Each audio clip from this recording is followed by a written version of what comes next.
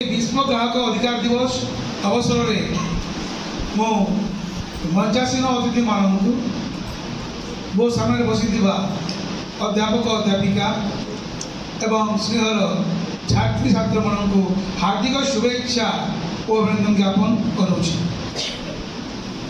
बहुत बहुत धन्यवाद जे पिला माने आमे समस्ते यही दुनिया रे गोटे ग्राहक आउ जो ग्राहक पड़ुचे ये ग्राहक सेवा होची प्रत्येक दुकानी मानकर लक्ष्य, किंतु विभिन्न समय आमे ग्राहक माने ठकामीर शिकार होउछु जो कि ग्राहक मान को सचेतन करने माने से विभिन्न जिनिस मूल्य तार मैन्युफैक्चर डेट, एक्सपायरी डेट ए समस्त विषय सचेतन करने सारा विश्व आज विश्व ग्राहक दिवस पालित होउछि।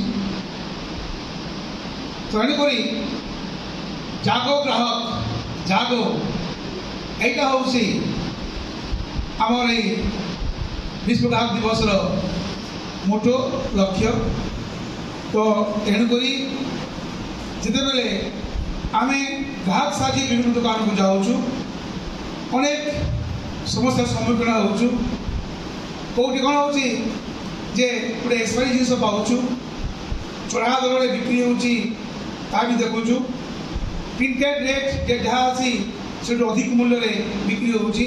तो ये आम लक्ष्य होमें विरोध करवा आमे समस्ते जेहेतु महाविद्यालय छात्र छात्री यहाँ हूँ आम कर्तव्य जे कि भाव में आमे आम घर लोक मानू पड़ोसा को आम ए विषय सचेतन करवा एवं किभली भाव में ग्राहक अधिकार अच्छी ये अधिकार सुरक्षा पाइब से प्रति आम ध्यान देवा। बहुत बहुत धन्यवाद। यही अवसर में मुझे समस्त को हार्दिक शुभेच्छा और अभिनंदन ज्ञापन करुँची।